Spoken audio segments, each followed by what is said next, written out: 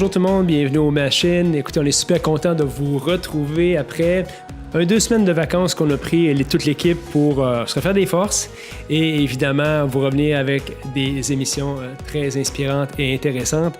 On commence en force en fait avec Paul Béliveau. Paul Béliveau est un artiste, illustrateur, dessinateur et peintre.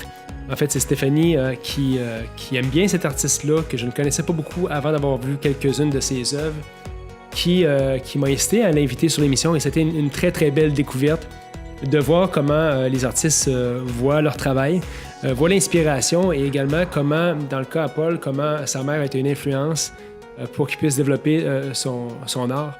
Et c'est toujours le fun, on reçoit toujours nos invités quelques minutes avant en studio et souvent on va discuter avec eux après. Et souvent on a des anecdotes que vous n'aurez pas la chance d'entendre parce qu'évidemment les micros se ferment à un moment donné, mais Paul nous racontait au moment de partir qu'il fait souvent des commandes de peinture pour des gens qui ont des demandes particulières.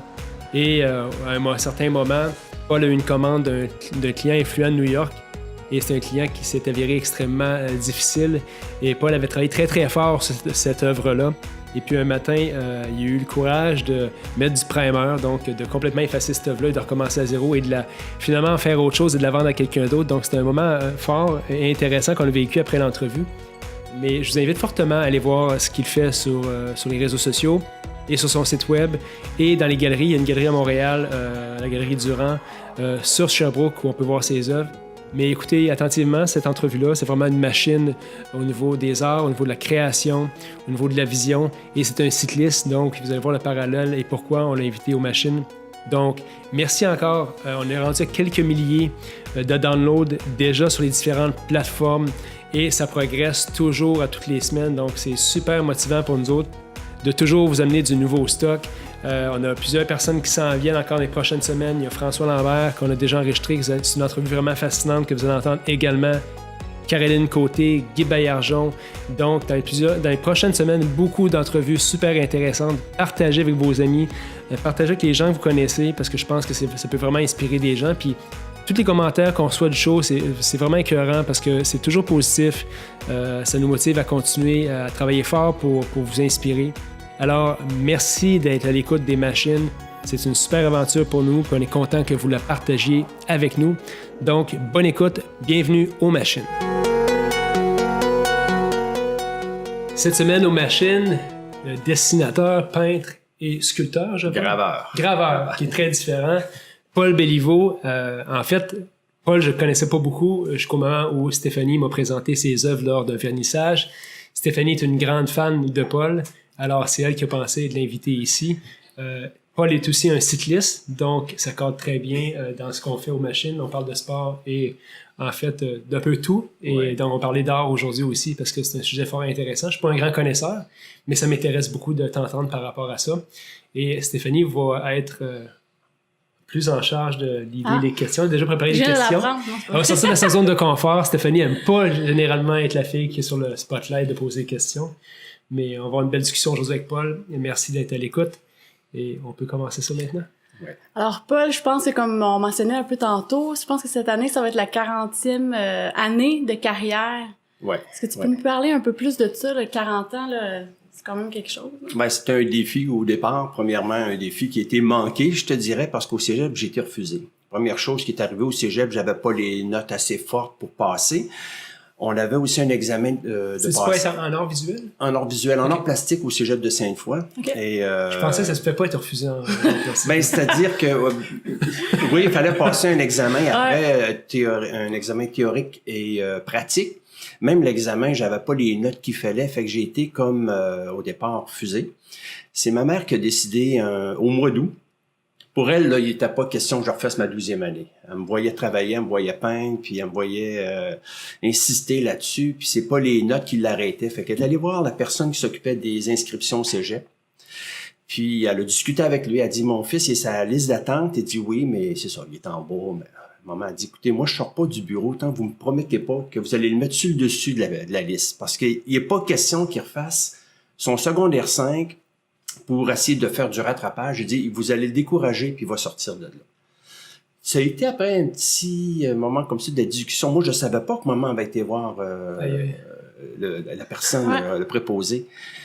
Finalement, à la fin, il dit, écoutez, vous insistez tellement, vous avez tellement l'air à y croire qu'il a mis un X sur le dossier, puis il l'a mis sur le dessus de la piste, de la liste. Puis, alors, ma mère arrive à la maison, puis elle me raconte ça, puis moi, j'ai dit, voyons, maman, ça marche pas de même. Ouais, ça marche pas comme ça, ton affaire. C'est quoi cette affaire-là? Fait que, il reste que, ça, c'est au mois d'août, les inscriptions se faisaient à la fin août, à peu près.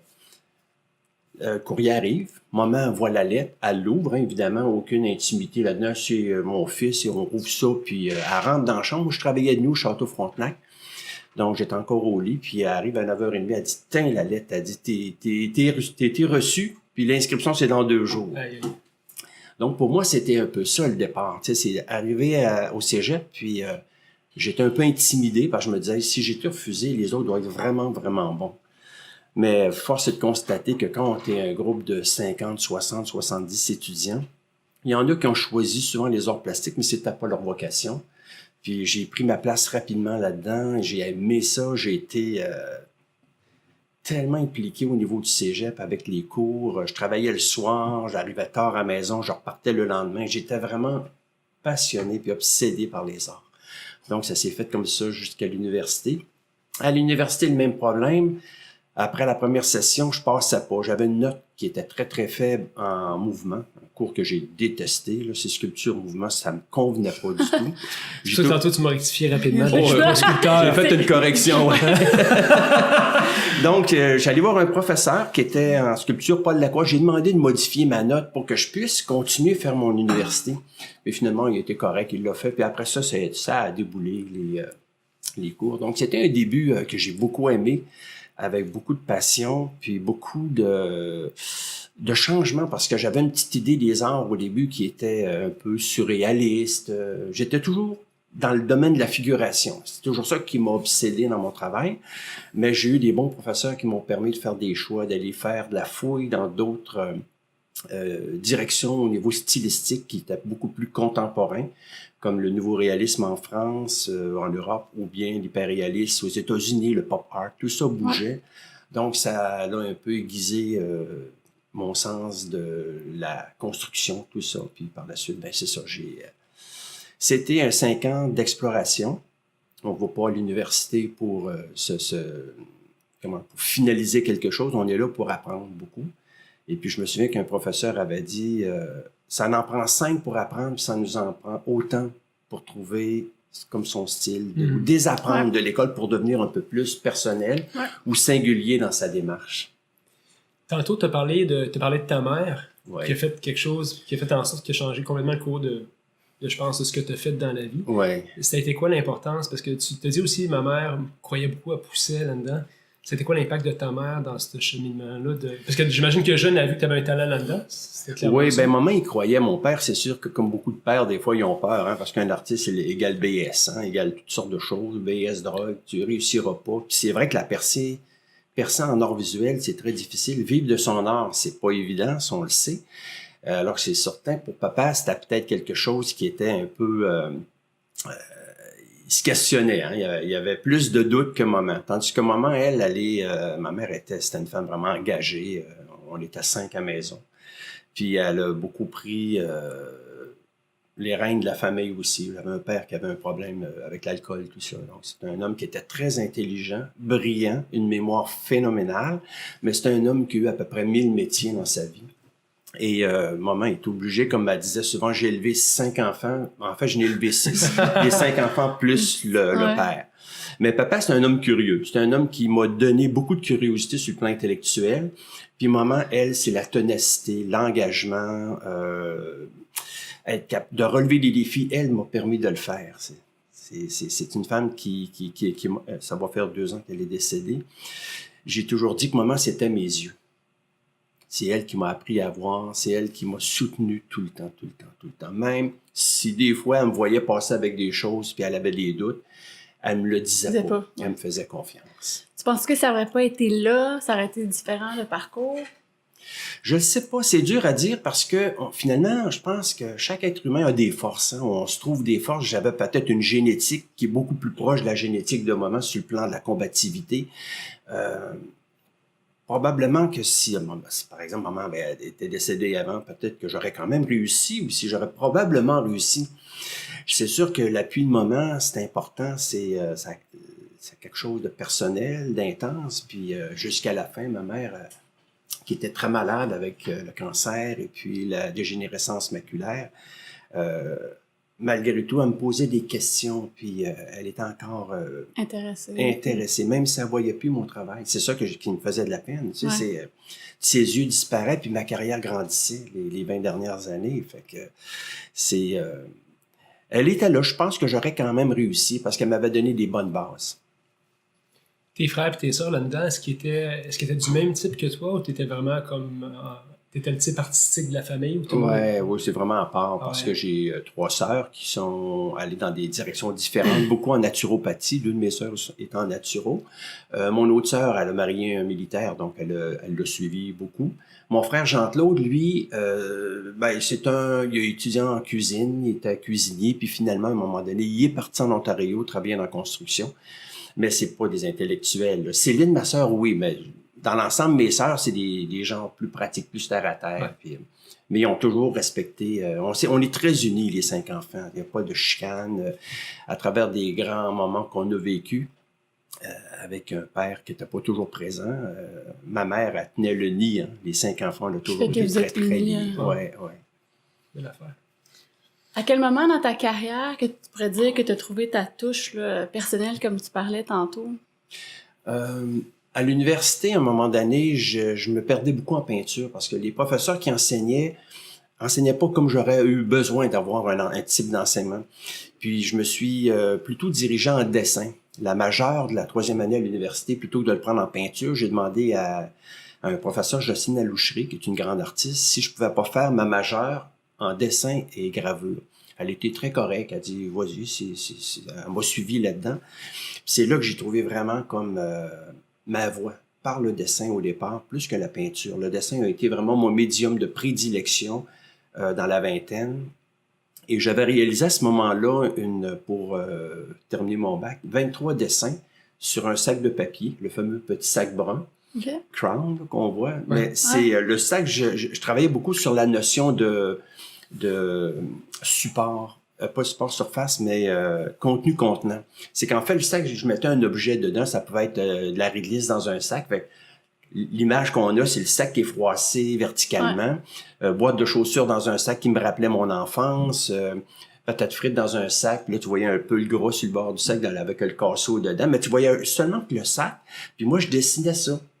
Pas d'arrière-fond, là. C'était vraiment sur papier blanc. C'est comme une autopsie.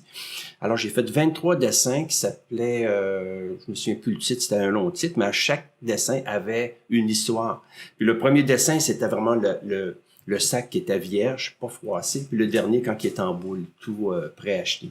Donc, à travers ça, il y avait un travail de durée, un travail sur le temps, sur une vie. Pour être un peu similaire à la nôtre. C'est une forme de, comment je pourrais dire, une métaphore de notre vécu en même temps. Oh. Donc, c'était... par la suite, j'ai vraiment travaillé. Un coup que j'ai terminé les Beaux-Arts, mon intention, c'était de tout de suite m'engager dans un système où je resterais accroché, sinon on décroche. Vous devez le savoir, beaucoup d'artistes, quand on termine les Beaux-Arts, retournent chez eux en campagne, à tel endroit où ils sont endettés, faut payer les bourses, donc les gens disparaissent beaucoup, puis le pourcentage d'artistes qui restent après est très, très, très minime. On parle de 1-2% qui peuvent espérer un jour vivre de leur art. Alors, tu as 90% et plus qui vont aller dans d'autres secteurs. Dans le domaine des arts connexes, peut-être 20% qui vont enseigner, qui vont devenir conservateurs, qui vont devenir écrivains, critiques, tout ça.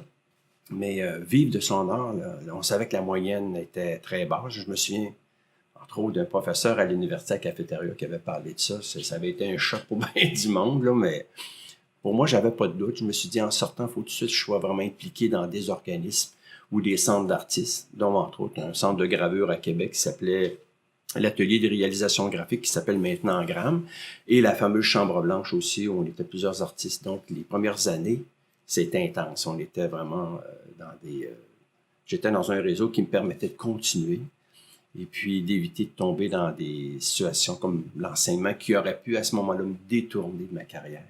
Parce que je le savais que je voulais vraiment faire au départ de la peinture, de l'art, travailler avec des galeries. C'était comme... J'avais focusé longtemps là-dessus. Je me l'imaginais. J'avais une vision que je pouvais le faire. Puis pour faire ça, à ce moment-là, j'ai fait des choix. J'avais pas de voiture. Je roulais en vélo.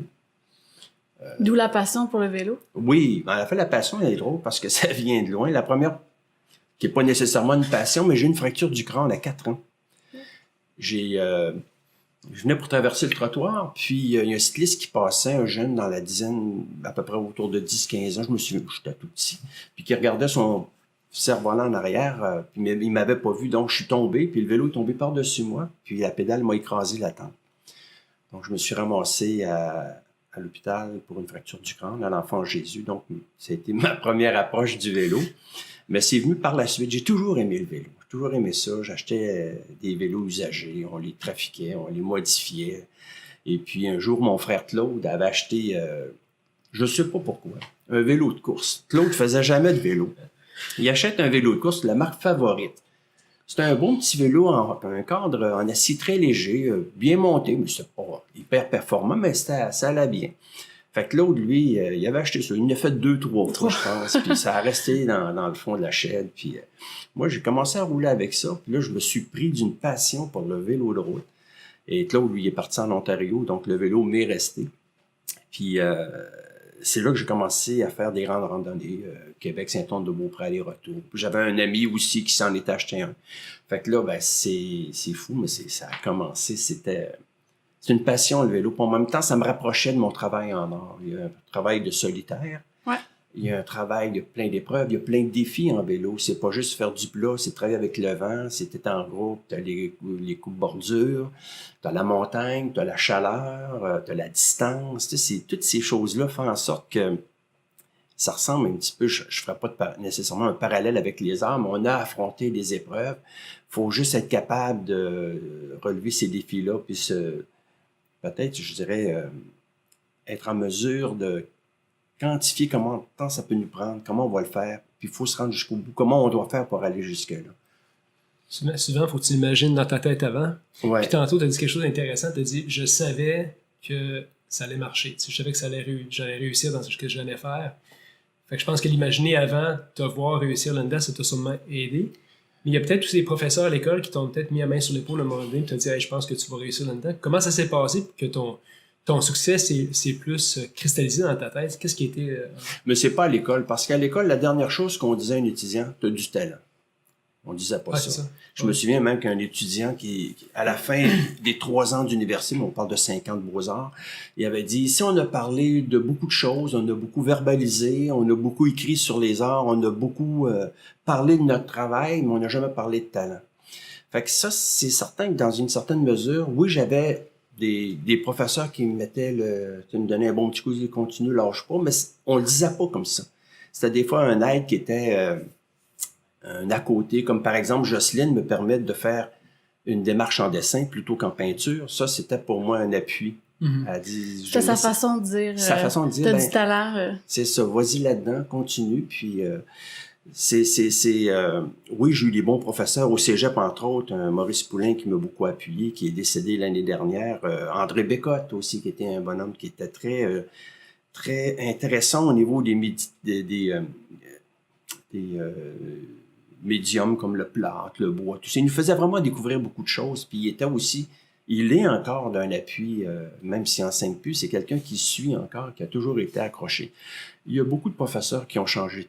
Ils enseignaient les arts, mais on les a perdus au cégep. Puis ça, c'est... faut croire qu'il y avait aussi, à ce moment-là, à cette époque-là, des professeurs qui n'étaient pas à leur place.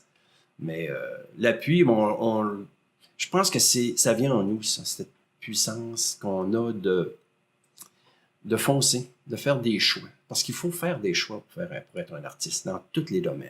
Ces choix-là, parfois, c'est douloureux. C'est dur parce que tu as tes amis qui travaillent, qui ont un gros salaire, qui ont une pension qui s'en vient avec ça, puis toi, tu es devant rien. Fait que faut que ça soit beaucoup plus fort quand tu rentres dans ton atelier que dans ta voiture qui vaut 40 000 $. C'est ça, tu fais des choix. Puis à quel moment dans ta carrière, tu t'es dit, bon, là, ça y est, je réussis à avoir mes œuvres dans des galeries. Il y a un départ, c'est sûr, j'ai terminé en 77, jusqu'en 85, j'étais dans un centre d'artistes, j'exposais, j'avais été souvent accepté pour des événements de gravure internationale, des compétitions.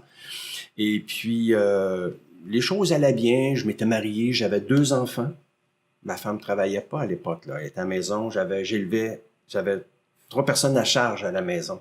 Ma carrière allait bien, mais j'avais besoin de bourse. Comme tout artiste au début, on fait des demandes de bourse. Après ça, il y avait le programme d'intégration d'art à l'architecture qui m'a aidé aussi à me financer, je dirais, parce que d'avoir à la fois ma démarche personnelle, mais en travaillant avec les programmes d'intégration, ça te permettait d'avoir des projets, d'avoir le financement aussi pour le faire. Puis les 1% donnent à un artiste l'opportunité d'apprendre à travailler avec la sous-traitance. Parce que c'est beau de concevoir une œuvre, mais là, il faut que tu le fasses réaliser, il faut que tu le fasses exécuter par toutes sortes de personnes dans toutes les disciplines possibles. Ça peut être un plombier, un électricien, un poseur de tuiles pour un projet de bassin d'eau, entre autres, que j'avais fait à Tête-Formaine. Donc, ça nous amène à avoir une structure de travail comme si on était une petite entreprise. Alors ça, c'était les petits bouts où je me suis formé, je dirais, de 77 à 85. Mais ce qui a été un grand coup pour moi, c'est qu'en 86, un galeriste que j'aimais bien, mais qui a fermé pas longtemps après, Michel Groslot, qui avait une galerie qui s'appelait Noctuel. Il avait ouvert à Longueuil dans les années 80. Il a récupéré l'espace de Gilles Guerbrand sur Sainte-Catherine, juste à côté du Musée d'art contemporain en 84. J'avais fait mon premier solo là, dans cet espace-là. Et en 86, Michel m'attendait pour un 2e solo. Et moi, j'étais comme dans une période de transition sur le plan de la carrière aussi. Je voulais aller en peinture parce que j'étais longtemps en dessin-gravure, puis gravure un peu la couleur. Mais la peinture, j'étais pas à l'aise, revenir à la peinture figurative. Et Michel vient dans mon atelier à Québec. J'avais déjà un grand tableau de commencer, mais je n'étais pas satisfait. C'était au mois de janvier. L'exposition, c'était à fin mars chez Michel. Puis j'ai dit à Michel, on va reporter l'exposition. Je me sens pas à l'aise. Je suis pas prêt. Michel dit, je peux pas. Faut que tu exposes au mois de mars. T'as pas le choix. Le deadline est là. Puis t'es sûr, j'arriverai pas. Puis, j'avais un atelier à ce moment-là à la maison, un garage que j'avais converti parce que je m'étais acheté une maison en revenu pour être capable d'avoir un loyer à beaucoup, tout en ayant des locataires. Mais il y avait un beau petit garage que j'avais converti en atelier. Puis j'avais mon atelier sur la rue d'Alousie, près du Vieux-Port, que je partageais avec une artiste. Et c'est là que j'avais l'impression d'être un boxeur pris d'un câble. Là, je me faisais puncher. Là. Si je bougeais pas, là, j'avais un deadline à respecter. J'avais un gros défi à relever. Puis j'étais là, puis je savais pas trop comment réagir. Puis à un moment donné, ça s'est fait spontanément. J'avais du matériel en main, j'avais des photos du cimetière du Père-Lachaise qui m'intéressaient beaucoup. J'ai beaucoup aimé le béton, qu'on retrouve souvent dans mon travail de la première période. Puis le cimetière m'avait beaucoup bouleversé comme atmosphère, les tombeaux, les caveaux, la ruine qu'il y a là-dedans, le rapport au temps, l'usure, qui est très, très présent dans ma démarche. Et c'est là que j'ai commencé à travailler sur un fond noir. J'ai commencé à travailler par des lavis. Puis là, il y a les chiens lévriers qui arrivaient par-dessus. C'était la prochaine question, ça. On les voit souvent. Ouais, les chiens qui apparaissent puis qui couraient de gauche à droite comme s'ils étaient apeurés devant les pierres. Mais là, ça a sorti, en l'espace de quelques semaines, j'ai été capable d'offrir un corpus d'œuvres avec des pastels sur papier à côté, des études de chiens, tout en travaillant aussi cette série-là qui s'appelait La Ronde de nuit, qui rendait hommage à La Ronde de nuit de Rembrandt. Et parce que les chiens étaient comme il était sur le bord de sortir du tableau qui rappelle un peu le capitaine qui a le pied déposé pratiquement sur le cadre dans l'œuvre de Rembrandt. Donc, j'ai joué un petit peu sur cette notion-là. Et La Ronde de nuit, évidemment, mes tableaux étaient noirs. C'était vraiment de la transparence blanc sur le fond noir. Et finalement, je suis arrivé à l'expo avec le matériel et ça a été là que ça a parti. Ça a démarré, cette exposition-là. Ça a été couvert par les médias à Montréal. Moi, j'étais à Québec, puis Michel, mon galeriste, me parlait, il dit, écoute, la galerie est pleine aujourd'hui, la semaine après le vernissage. Il dit, il y a foule de monde. Étais-tu connu à ce moment-là? J'étais connu un peu, mais oui, on connaissait tous les jeunes artistes en bas de la vingtaine ou tout près. Là, tu sais, on est toujours de la relève, puis on suivait. J'étais suivi par des critiques d'art, des galeristes, des clients, aussi des collectionneurs. Mais La Ronde de nuit, c'était vraiment ce qui a été un coup d'envoi. Ça a vraiment parti. Puis là, écoutez, ça a duré plusieurs années avec cette série-là. C'est-à-dire pas la ronde de nuit, mais ça a fait en sorte que ça a amené d'autres séries par la suite. Les ventes ont été beaucoup plus présentes aussi. C'était des bonnes années au niveau du marché de l'art. Et c'était pour moi peut-être un des coups d'envoi les plus importants pour ma carrière. Ça m'a permis d'être à New York, pas à New York, d'être à Montréal, à Toronto, dans une galerie qui s'appelait Fellow Grunewald Gallery, puis aussi à Ottawa chez qui s'appelait à l'époque la galerie L'Autre-Écuba. Donc j'avais mon réseau Québec, Montréal, Toronto et puis Ottawa, qui me permettait, avec les projets d'intégration, d'avoir quand même un bon roulement financier pour être capable de faire vivre ma famille puis d'être capable de fonctionner aussi. C'est venu quand l'idée de faire, dans le fond, les œuvres qu'on voit un peu plus de nos jours, là, les livres, un à côté de l'autre? Ouais, exact. Ben, c'est venu beaucoup plus tard, mais en même temps, en 90, il y a une série qui s'appelait Opus Incertum, une série qui a été... j'ai réalisé 100 œuvres, j'ai arrêté à la 100e. Souvent, on voyait des empilements de livres qui étaient peints un peu en monochrome, par contre. Le livre a toujours, en fait, été présent, parce qu'au fond, ce que j'ai pas mentionné, c'est que je suis venu à l'art par le livre. Mon oncle me passait la fameuse série de Time Life, Rembrandt et son temps, Rubens et son temps. Alors moi, j'avais ces livres-là, puis je faisais de la reproduction de tableaux de Vermeer, de Lacroix, un cheval de Rubens dans un tableau sur la chasse, tout ça. Donc, c'était par le livre que je suis arrivé à l'art, et non pas par les musées. C'est vraiment le livre, je me suis beaucoup nourri du livre, des biographies, puis ça a été pour moi comme un objet qui a toujours été présent en même temps dans mon travail, plus évidemment depuis les années 2000, mais avant, c'était plus... il apparaissait, un peu comme le chien, parce que mon chien vient à l'occasion comme un caméo, un peu comme Hitchcock dans ses films, mais juste un passage. Fait que j'aime bien de temps en temps ramener mon chien, parce que pour moi, le chien lévrier, c'est comme une forme d'autoportrait aussi. Pourquoi? C'est le chien est élancé, il court, il est dans un cinédrome, on le forme pour atteindre un but, puis je me sentais à ce moment-là, dans cette période-là, où tu commences à être connu, tu es un peu compressé là-dedans, t'es mal à l'aise, comment on va dealer ça, notre carrière, puis mais je sentais un peu cette pression-là, puis en même temps cette urgence-là de le manifester, puis pour moi, le chien était comme une forme de transfert sur le plan personnel. Intéressant. As-tu déjà eu le syndrome d'imposteur? Genre, écoute, comment ça le monde capote de même sur ce que je fais? Moi, en parlant de toi, là, moi, je comprends pas. C'est beau, mais c'est comme, je comprends pas. As-tu déjà eu ça? Non. Pour moi, par exemple, qu'un client prenne une de mes œuvres et vive avec, pour moi, c'est comme une satisfaction. Parce que il y a des artistes qui disent, moi, quand une de mes œuvres passe, c'est comme un enfant qui partait. Moi, ça m'a jamais fait ça. Okay. Je suis plutôt content de voir que mon travail se retrouve ailleurs. Ouais, c'est ça. Et puis, ce qui m'est arrivé, je l'ai pas volé aussi. Les gens qui me connaissent le savent, je me suis investi beaucoup, j'ai peiné pour ça.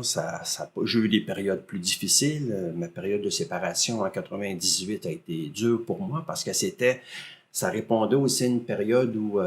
peut-être que je sors un petit peu de ta question, mais c'était une période où... parce qu'il y a des cycles en art. On dirait que c'est des cycles de 10 ans. C'est vraiment des cycles. Le marché est bon, après ça, il tombe.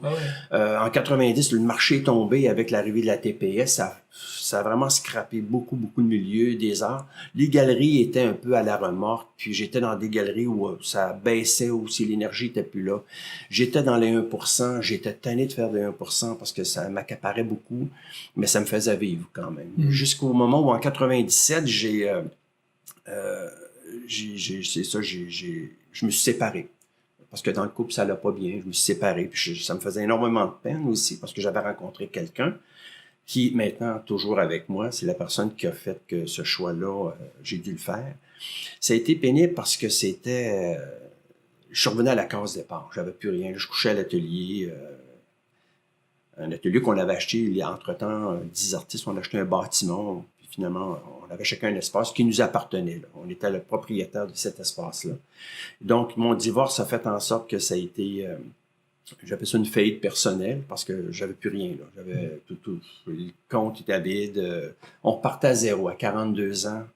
Et de là est venu qu'est-ce que je fais là? Je dis là, je viens de casser quelque chose, là, puis j'ai les genoux à terre. Là. Tu sais, c'est comme en vélo, tu as un coup de fringale, tu n'avances plus. Ouais.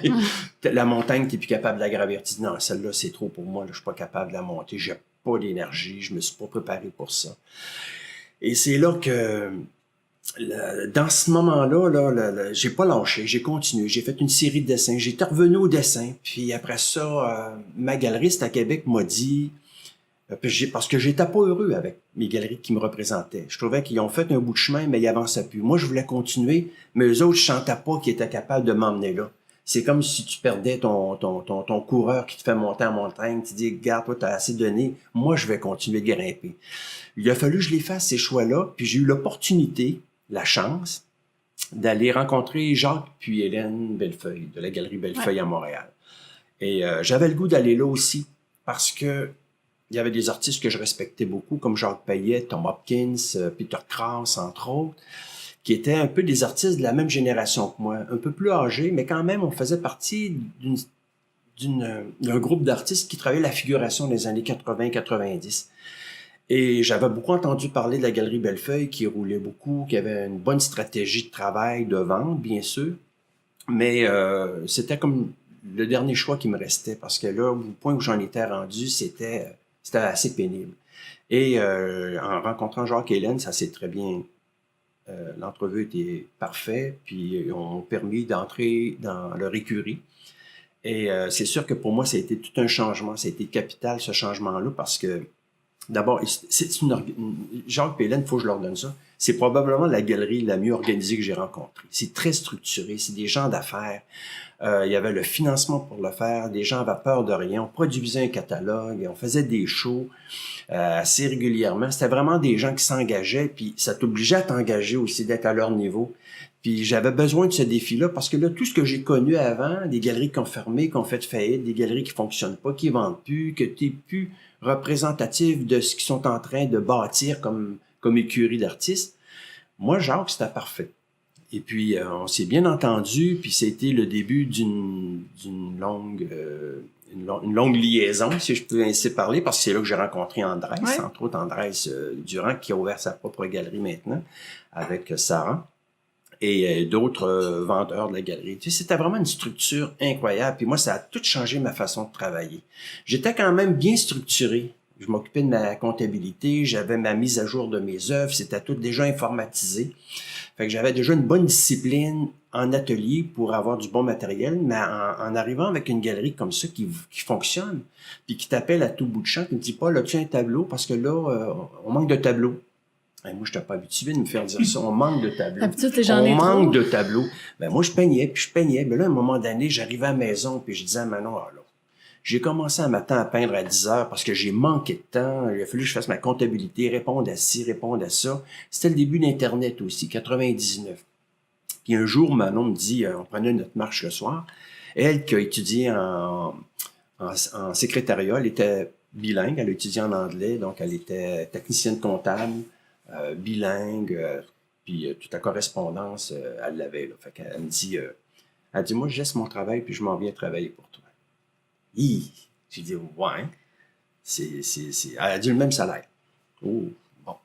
Mais elle dit, regarde, n'inquiète-toi pas, là. Si ça marche pas, il y a de la job pour moi. Fait que j'ai dit, OK, là, on a un peu bâti un peu comment on allait travailler ensemble. J'avais aménagé le coin bureau en haut, puis après ça, on a changé d'ordi, on a commencé à monter ça. Elle est arrivée à l'atelier, puis c'était... on n'a jamais eu de doute. Il y a deux choses qui peuvent arriver, c'est que j'ai pas assez de job pour elle, ou bien on s'entend carrément pas ensemble. Parce que ça peut être bien à la maison, mais au travail, ça peut être d'autres choses. Ouais. Mais pas du tout. Avec Manon, ça a coulé comme si c'était naturel. Notre relation s'est bien bâtie en business. On parlait beaucoup ensemble. Des fois, on faisait des briefings ou des post-mortem après un événement. Qu'est-ce qui n'a pas marché? Qu'est-ce qu'on doit faire? Puis Jacques puis Hélène aimaient bien Manon. Fait qu'on était toujours à l'affût de toutes sortes de choses. Puis ça a été un début d'un lancement de carrière que j'avais jamais connu avant. Parce que là vraiment, ça démarrait, on fournissait pas. C'était fou. Parce que Jacques faisait les foires. Jacques et Hélène ont fait beaucoup de foires à Toronto. Et c'est là que mes livres, pour revenir aux livres, c'est là que mes livres sont apparus parce que j'ai fait une série qui s'appelait Les Vies parallèles. Et dans Les Vies parallèles, j'ai peint un dos de livre de John Steinbeck, L'Est d'Éden, puis à gauche, c'était un canyon. Puis je trouvais ça intéressant, le dos de livre. Je trouve que c'est la partie qu'on voit le moins qu'on peint le moins, mais qu'on voit le plus dans une bibliothèque.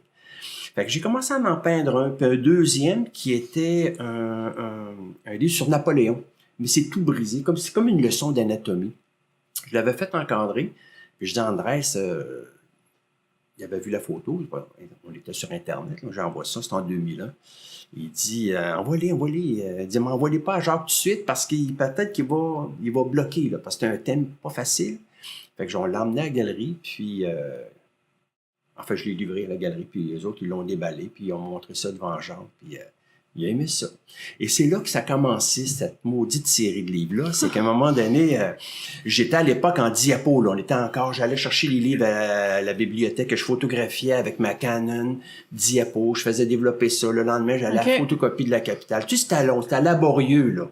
99, 2000, 2001, là. Tu sais, on est début de la caméra numérique, mais ça balbutinait, là. C'était assez élémentaire. Mais je construisais mes dos de livres comme ça, puis après ça, mais je prenais toujours des vrais livres. Puis à un moment donné, Internet arrive, la caméra numérique arrive. Là, c'est la machine de guerre, là. On est dans l'émission des machines. La machine à imprimer des œuvres. Tout. C'était impressionnant, là. Moi qui avais une photographe, j'en avais plus. Donc là, je suis tombé sur une Canon, la fameuse Canon Reflex 6.3 millions de pixels. Elle faisait la job, là, avec des lentilles interchangeables. J'avais mes flashs. On travaille à lumière naturelle. Tu te mets en mode, comment on dit ça, automatic balance, puis automatique, ça fait la job tout seul. On corrige sur Photoshop. Et puis là, tout ça a donné un espèce d'engouement à cette production d'autres livres parce que je me disais, et je le dis encore, à tous les jours, à toutes les heures, à toutes les minutes, à toutes les secondes, le monde travaille pour moi. Si j'ai besoin d'un Jimi Hendrix, avant, j'allais le chercher dans un livre. Aujourd'hui, si je veux peindre un tableau pour rendre hommage au Club des 27, les artistes qui sont morts à 27 ans, puis je veux avoir un Jimi Hendrix, j'ai une banque d'informations à l'infini qui se bonifie à toutes les quarts de seconde. Il rend du matériel, puis pas du mauvais stock, du bon stock. Pour moi, c'était comme... ça allait bien avec ce que je vivais avec la Galerie Bellefeuille. On est dans les années 2000, Jacques fait les foires. Et d'autres galeries, lorsque cette série-là, Les Humanités au départ, après ça s'appelait Les Rencontres, mais maintenant c'est Vanitas.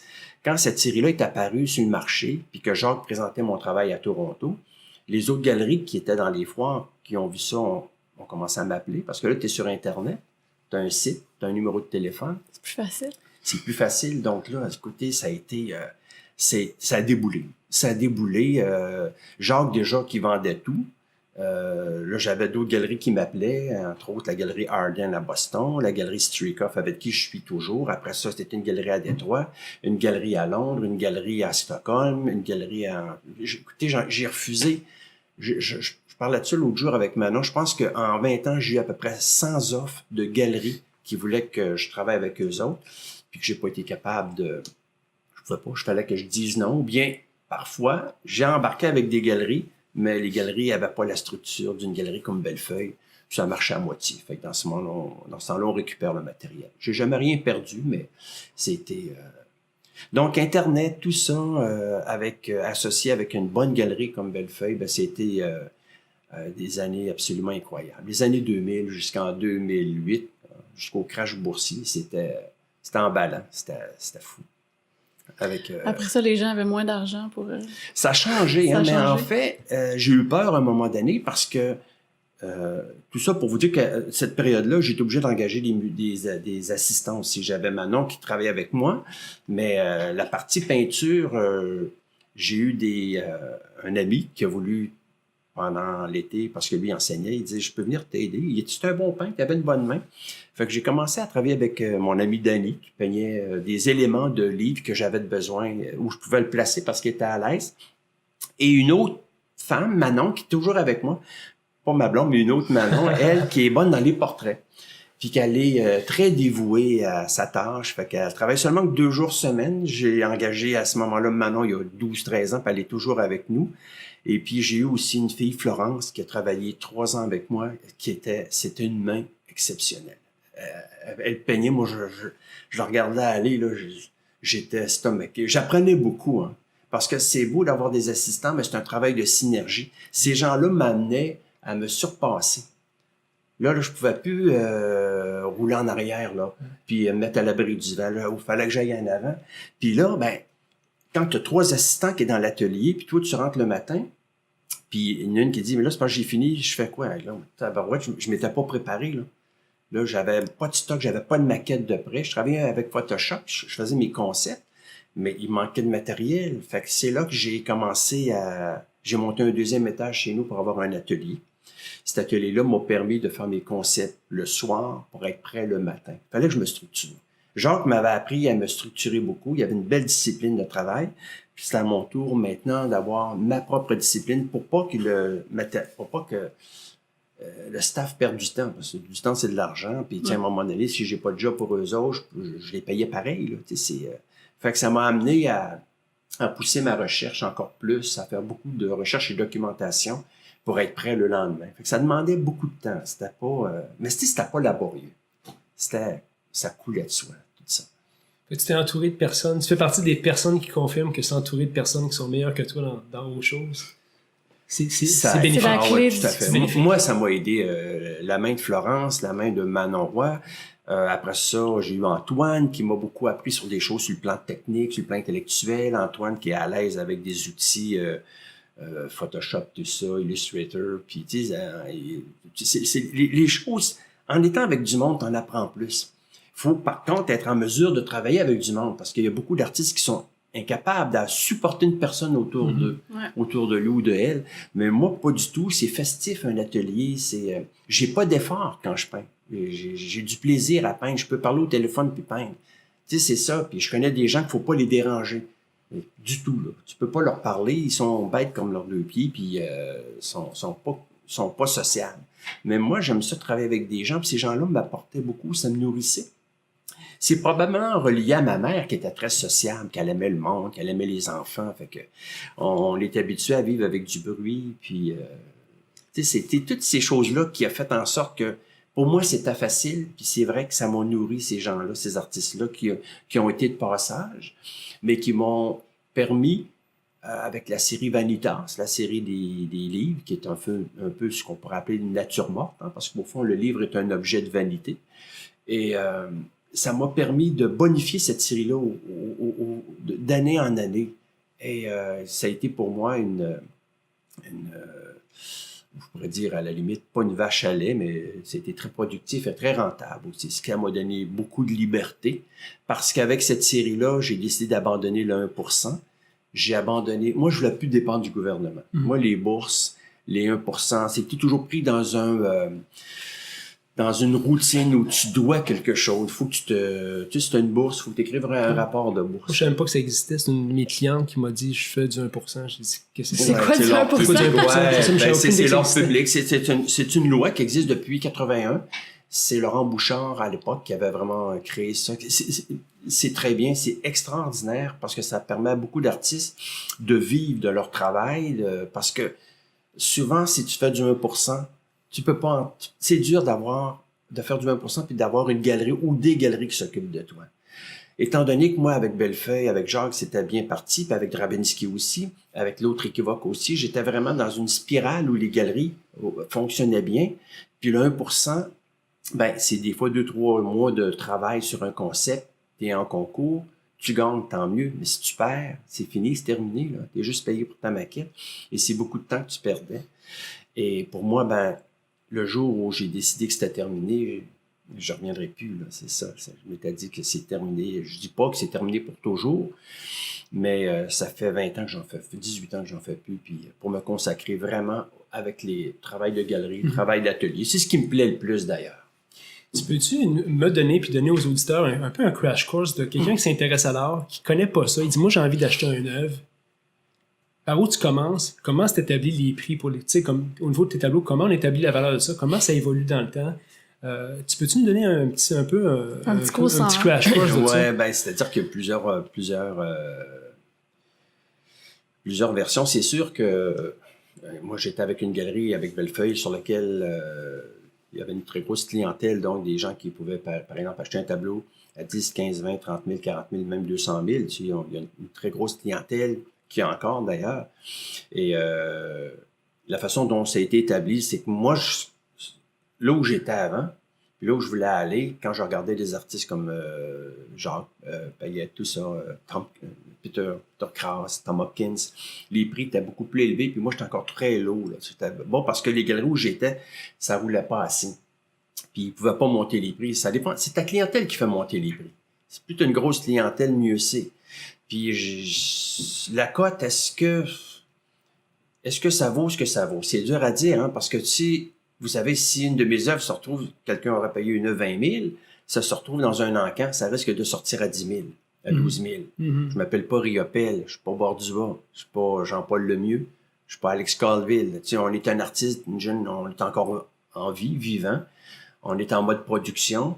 Donc, se trouver sur un marché secondaire, quand c'est des reventes, c'est plus difficile. Ça, c'est l'enjeu. Moi, en quittant Jacques, j'avais une cote qui était élevée, je ne peux plus baisser maintenant. Il faut que je reste avec ma cote. Puis, moi, je dis à ce moment-là, pour un client, pour revenir à ta question, qui veut acheter, c'est selon ton budget, c'est selon tes goûts, c'est selon ce que tu veux faire de ta collection. Parce que tu peux te dire, moi, je me bâtis une collection, puis mon budget est tant par année. Fait que là, ben, tu peux aller chercher des magnifiques œuvres d'artistes qui débutent. Il faut juste avoir le flair pour trouver le bon artiste. Et puis si, par exemple, tu as des intérêts pour un type d'art, mais tu sais que c'est plus cher que ton budget, mais tu es prêt à faire un bout, mais ça, c'est en sachant très bien peut-être que tu ne seras jamais capable de le revendre aussi à ce prix-là. Parce qu'on ne sait pas le marché. Mm-hmm. Le marché est particulier. Hein? Il y a beaucoup d'artistes, il y a beaucoup d'œuvres d'art, il y a beaucoup de copies. Il y a beaucoup de médiums maintenant. La photo se vend très cher. La photo laminée sur verre ou sur plexiglas ou sur aluminium, c'est la grosse mode. Il y a des œuvres qui se vendent jusqu'à 100 000 80 000 tu sais, ça vaut tout ça. On parle d'un multiple. La photo, on peut la reproduire plusieurs fois. Un tableau, je le peins une fois. Je pourrais jamais peindre mon tableau 2 fois pareil. Là. Il va être différent, même si la thématique des livres reste là. Mais c'est sûr, moi, je dis toujours aux gens, bâtissez votre collection à l'image de ce que vous aimez. C'est sûr que, comme moi et Manon, on a au fil des ans, on s'est monté une collection. On a acheté des œuvres à la fois chez Bellefeuille. J'ai un Jim Dine que j'aime beaucoup, une estampe de lui, à 17 exemplaires. Je savais quel prix, j'étais correct avec ça, j'étais confortable avec ça. J'ai acheté des œuvres à 200$ d'artistes qui débutaient parce que ça me permettait de les encourager. Je me disais, regardez, là, ça vous donne un petit bout, là. J'ai des artistes plus connus comme Diane Landry. J'ai une belle installation de Diane Landry, 12 parapluies qui représentent les 12 mois de l'année. Quand je l'ai acheté, Manon et moi, on s'est dit, on fait le move. C'était pas donné, mais on l'a acheté. Puis on a mis un budget pour ça, on l'a payé sur 2 ans. Tu sais, j'ai acheté un Jean-Pierre Morin, une sculpture de Jean-Pierre Morin, qui est un très bon ami. Et qui est quelqu'un que j'ai suivi tout le long de sa carrière. Puis c'était encore là un bon montant. Mais tu sais, c'est ça. Puis je me fixe pas une galerie. Si je vois un artiste qui me plaît, je vais aller vers... peu importe la galerie. Si j'aime l'œuvre, je vais aller voir la galerie directement. Ou, dans d'autres occasions, ça peut être directement avec l'artiste s'il n'est pas représenté. Est-ce que ça se négocie? Est-ce que typiquement le monde va en galerie négocier un prix sur une œuvre d'art? On peut le négocier. Normalement... l'entente que j'ai avec les galeries, c'est appelez-moi pas pour dealer un 10%. Appliquez-le si le client le veut. Des fois, c'est le petit coup que ça prend. Ouais. Mais dépasser 10%, vous assumez votre part. Mais en général, à 10%, c'était comme une entente non écrite, une entente qu'on a entre directeur de galerie et artiste. En tout cas, moi, c'est ça. Parce que sinon, on perdrait trop de temps. On serait tout le temps au téléphone quand ça deal. Puis, mais ça, c'est chacun décide un peu ce qu'on fait avec ça. Puis il faut respecter ses prix aussi. Parce qu'il y en a qui s'essayent, hein, qui veulent aller directement dans l'atelier de l'artiste. Puis ça, c'est risqué pour un artiste. Tu vas te brûler si tu fais ça. Fait que c'est les gens qui essaient d'aller... qui veulent court-circuiter la galerie. La galerie. Il faut qu'ils passent par la galerie. Oui, mais moi, c'est pour ça. Moi, j'ai aimé travailler avec les galeries parce que c'est les galeries qui ont établi ma cote, principalement Jacques. Puis après ça, à tous les 2 ans, on l'augmentait. Si la demande était solide, on l'augmentait aussi. Et puis après ça, ben là, j'ai plafonné. Là. Pour moi, c'est correct que je bougerai pas. Étant donné que j'ai changé de galerie, on reste à ce prix-là. On baisse pas. On peut plus baisser. Mais on s'entend qu'à ce prix-là, je suis correct puis je suis à l'aise pour un bout de temps aussi. Et par respect pour les galeries, ben c'est ça. C'est ça leur travail. C'est ça leur travail. Ils font le travail de trouver une clientèle, des gens qui aiment ton œuvre puis qui sont prêts à investir, ça peut être entre 5 et 40 000 piastres, mais qui sont prêts à faire ce bout-là. Puis moi, j'ai toujours aimé fonctionner comme ça. Puis je trouve qu'aujourd'hui, c'est payant. Parce que j'aurais pu dire, comme je connais des gens, des artistes qui veulent pas travailler avec des galeries parce qu'ils sont incapables d'admettre qu'il faut qu'ils donnent 50% de galerie. Mais le 50% que la galerie fait a ses dépenses, il y a ses employés, il y a son matériel, pas son matériel, mais son espace à louer ou... La promotion. C'est ça. Il faut qu'il fasse un profit. Il faut qu'il fasse un profit. Bon, il est là pour ça. C'est ça est en affaire. Oui. Puis moi, j'ai toujours été confortable avec ça. Et aujourd'hui, ben, c'est le fun parce qu'au fond, quand des galeries t'approchent, parce qu'on te fait confiance, parce qu'on veut travailler avec toi. Ma galerie à Boston, on adore travailler avec Arden Gallery parce que c'est des gens qui payent bien, premièrement, qui sont vraiment très, très professionnels. Puis quand on travaille ensemble, ils trouvent donc aussi que Manon puis moi, on est très professionnels. Parce que quand ils nous demandent quelque chose, la photo est là, est en formatif, toute l'information est là. Ça part tout de suite, là. Ça prend pas 10 jours. Là. Ils ont leur réponse tout de suite. C'est comme ça aussi qu'on entretient des belles relations avec nos galeries, d'être organisés, d'être structuré. Puis en ayant tout ça, là, ça te donne bien plus de temps pour ta création. Pour moi, là, me libérer de ces tâches-là m'a donné une amplitude de temps à créer dans mon atelier puis à concevoir. Parce que je suis un idéateur au fond. Après ça, je l'exécute, puis j'ai des gens qui m'aident. Mais moi, j'ai besoin de temps pour créer. À ce moment-là, on s'est donné des outils pour me libérer. Mais en étant structuré, organisé, discipliné, ça marche. Puis en parlant de discipline, Manon puis moi, on commence le matin, étant donné qu'on est sur la Rive-Sud, pour ne pas être pris dans le trafic. On commence le matin à 7 heures à l'atelier. Moi, 5h30, je me lève l'été, j'embarque sur mon vélo. Je vais prendre le traversier. Alors, ça fait une randonnée remarquable. Je suis toujours en train de fraterniser avec les mêmes personnes. Ça fait 20 ans que je fais ça. On jase sur le bateau. J'arrive de l'autre côté. J'arrive à l'atelier à 7h moins 10. Les deux Manon sont là. Le café est prêt. À 7h, on commence. Puis à 2h, on quitte. À 2h, moi, je prends mon vélo, je vais faire ma run. Je rallonge ma run par les terres pour entrer à l'atelier, à la maison après. Donc, ça, là, faut le faire. Faut que tu te lèves à 5h30 pour quitter la maison à 6h pour aller prendre le traversier à 7h moins 20. Mais c'est extraordinaire. Parce qu'à 2h, c'est terminé. Tu n'es jamais dans le trafic, tu n'es jamais fru dans l'auto. Fait que tout ça, là, c'est toutes des choses... C'est une belle qualité de vie. Oui, mais c'est exigeant. Mais quand on est là-dedans, on est bien. La discipline t'a aidé. Ah oui. On peut dire... Je l'étais discipliné. Puis Manon, elle a dit quand elle est rentrée dans l'atelier, t'es discipliné, t'es organisé. Elle a juste bonifié ça. Puis on fait l'équipe pour le reste. Oui, absolument. Est-ce que c'est propre à beaucoup d'artistes à succès d'être discipliné ou comment tu vois ça parmi les pairs autour de toi? Il y a un livre qui a été sorti il y a quelque temps, je me souviens plus du titre, je l'ai acheté, ça parle d'écrivains, de toutes sortes d'artistes dans les différentes disciplines. Ceux qui réussissent sont disciplinés. Même les plus... des fois, on peut penser que Francis Bacon, quand on voit son atelier, il n'avait pas de discipline. Il y avait une discipline. Riopelle avait une discipline. Un bout de temps, il peut y avoir un passage à vide où Riopelle ne faisait rien, mais il y avait une période où il était très, très discipliné, puis c'est là que ça sortait. Oui, je pense que pour réussir, ça prend un peu de discipline, ça en prend même beaucoup. Ça prend beaucoup de structure, ça prend aussi une organisation qui peut être efficace si on veut grossir et d'être en mesure de répondre aussi à ce qui s'en vient. Parce que souvent, les gens, c'est trop. Il y en a qui débarquent parce que c'est trop. Mais il y en a d'autres qui sont savoir s'adapter. Oui. Il dit, moi, je suis prêt à relever ces défis-là. Puis, parce que ma première exposition chez Jacques, je m'en rappelle, parce que Andrés, il me disait, ça faisait 2 ans que j'étais là, puis Andrés, je dis, Andrés, quand est-ce que je vais faire un solo? Mais Paul, va voir Jacques, arrive avec des images comme quoi tu es prêt pour faire le catalogue aussi. Fait que je suis allé voir Jacques, puis c'est la seule façon pour dire on y va. Parce que je me souviens, Jacques, qui me disait, mais là, tu vas-tu avoir assez d'œuvres? Là, je disais à Jacques, mets-moi une date, tu vas avoir des Avec œuvres. un nombre de... Ouais. Mets-moi une date, tu vas avoir les œuvres. Si j'ai une date, c'est sûr que la machine part. Mais si j'ai pas de date, là, je vais faire mes affaires, ça va continuer. Mais avec une date, là, comme c'est arrivé avec les chiens lévriers, la ronde de nuit en 86, j'étais vraiment pris d'un câble, là, puis il a fallu que je me sorte de là. À ce moment-là, on a l'énergie pour ça. J'avais la capacité intellectuelle, j'avais une mémoire, j'avais de l'information qui était là, qui attendait juste de sortir. Mais pour ça, il fallait que je punch. Il fallait que je donne le grand coup. Puis, c'est ça.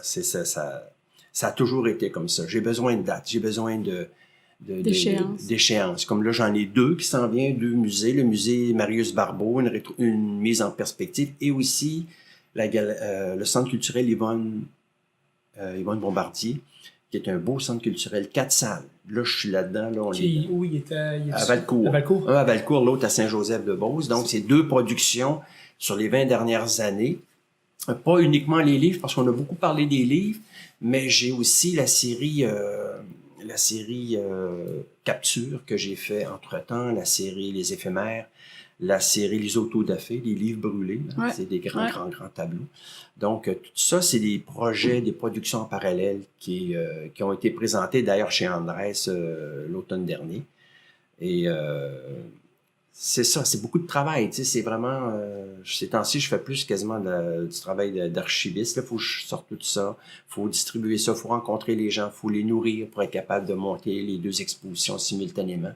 Tu peux pas réussir ça si tu n'es pas organisé. Ça prend un travail de structure, de mise en place de tout ça, transport, la carte d'invitation, après ça, les entrevues, tout ça. Tu sais, c'est une carrière, hein, une carrière à un moment donné. À l'âge que j'ai là, le fruit est mûr, ça rapporte. Là.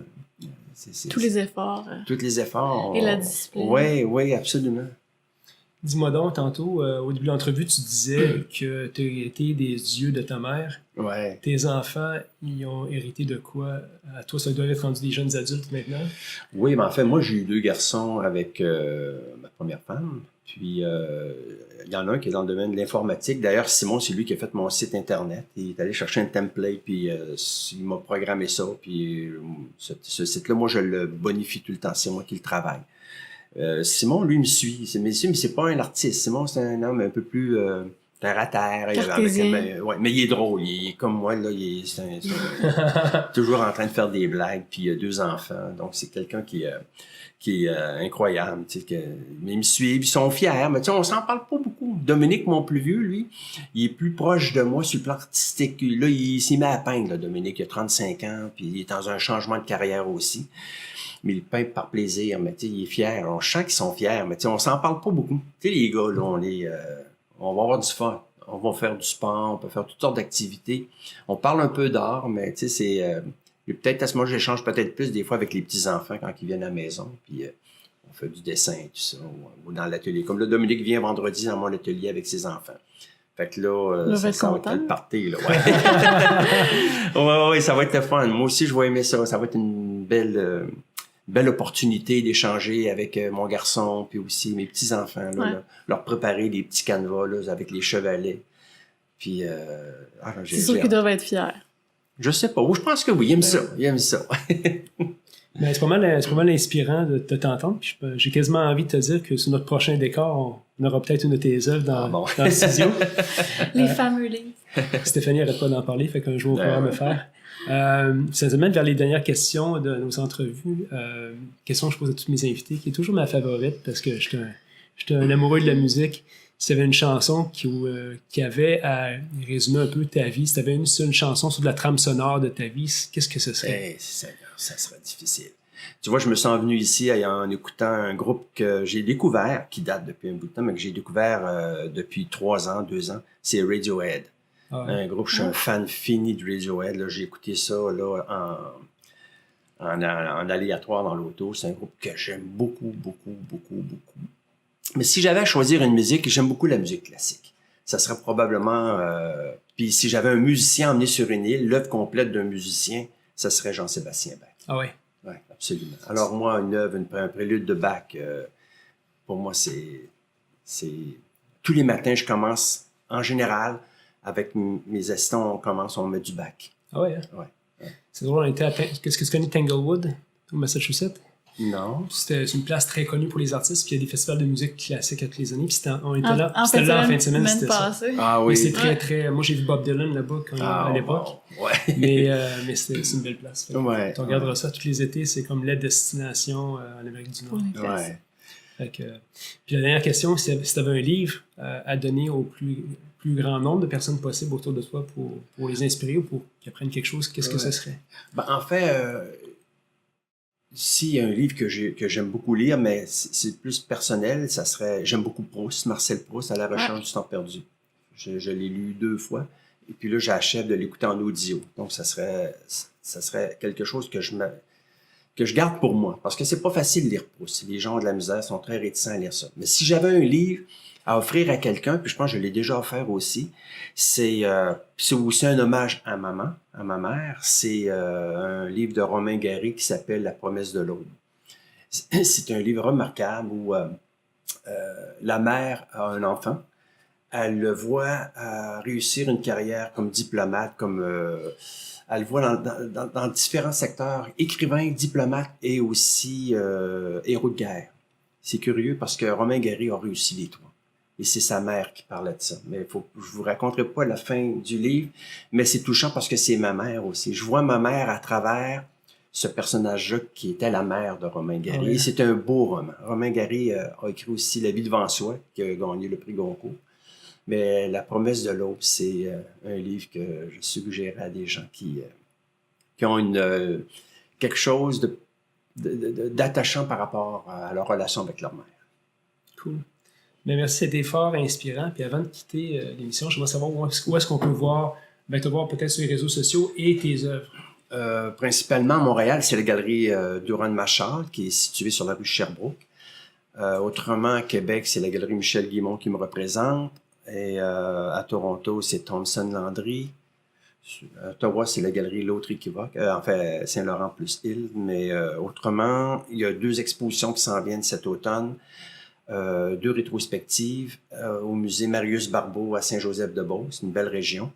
Un beau petit musée où l'autre exposition, ce serait au Centre culturel. Valcourt. Ça, c'est quand ces 2 expositions-là? Valcourt, l'ouverture, c'est le 23 septembre.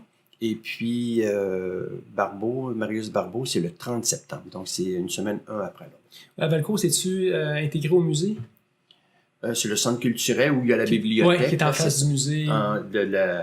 Du musée Beauverdier. C'est ça, exactement. T'es allé visiter ça?